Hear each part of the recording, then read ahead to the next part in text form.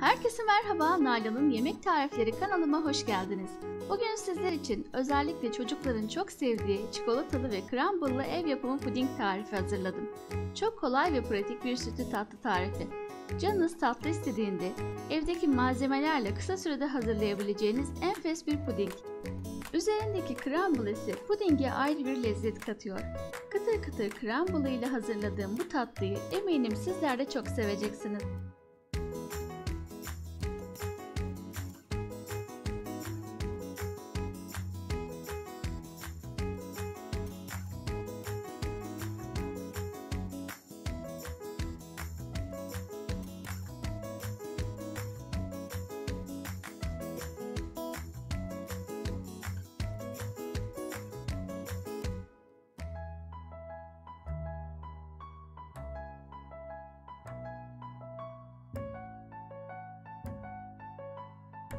Öncelikle crumble'ı hazırlamakla başlayalım. 1 yemek kaşığı soğuk tereyağını bir karıştırma kabına ilave ediyorum. 3 yemek kaşığı un, 1 yemek kaşığı toz şeker, 1 çay kaşığı zerdeçalı bir yoğurma kabına alıyorum ve kum kıvamına gelinceye kadar karıştırıyorum.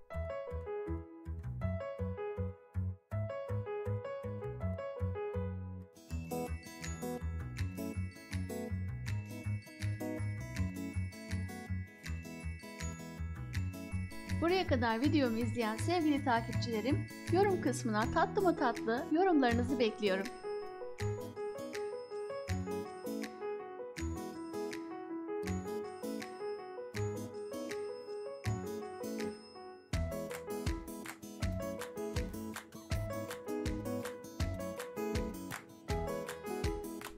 Bu şekilde kum gibi bir kıvama geldi gördüğünüz gibi. Yağlı kağıt serdiğimiz fırın tepsisine yayalım ve 175 derecede önceden ısıtılmış fırında sadece 10 dakika fırınlayalım. Fırından çıkarttığınızda hala yumuşaklık varsa biraz daha fırında bekletebilirsiniz ama çok fazla bekletmeyelim, yoksa rengi kararabilir.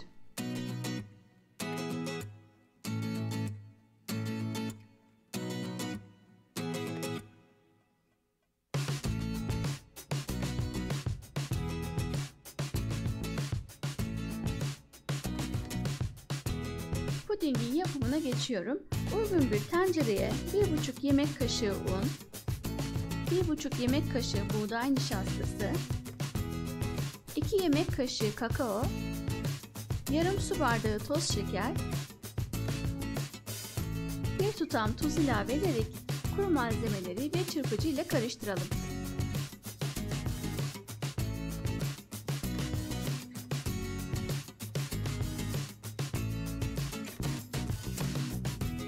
Kuru malzemeleri karıştırdıktan sonra üzerine 3,5 su bardağı süt ilave edelim.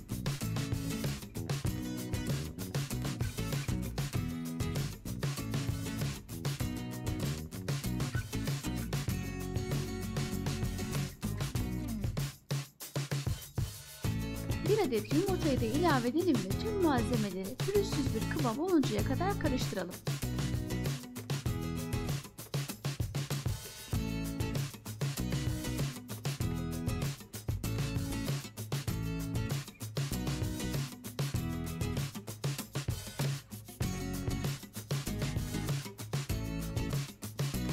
Tenceremizi kısık ateşteki ocağın üzerine alalım. Kaynama noktasına gelinceye kadar karıştırarak pişirelim.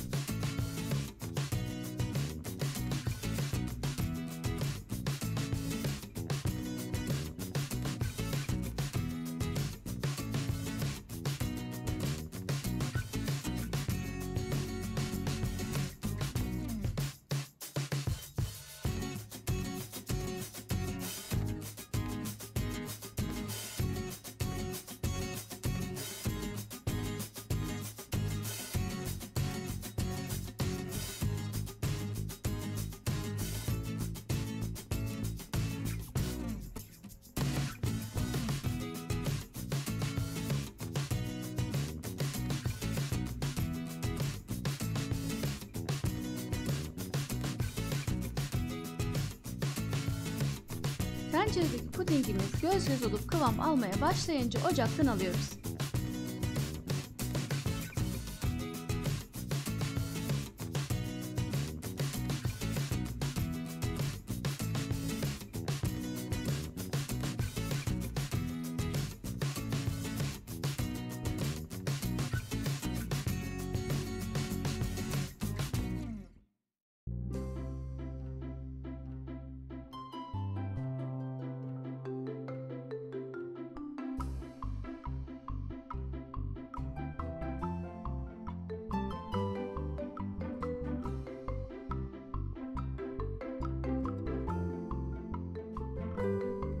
Pudingin üzerine 1 yemek kaşığı tereyağı, 80 gram sütlü çikolata ilave edelim ve bu malzemeler erinceye kadar karıştıralım.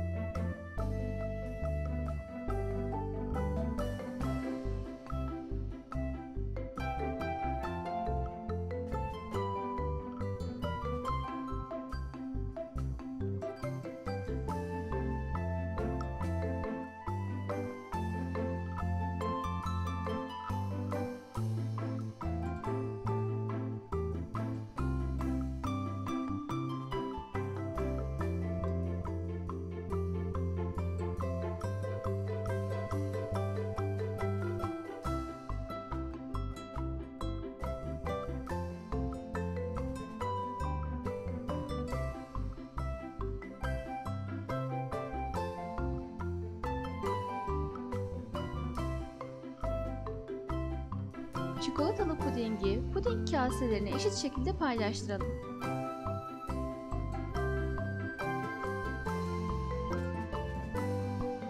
Üzerlerine hazırladığımız kıtır kıtır crumble'ları ilave edelim.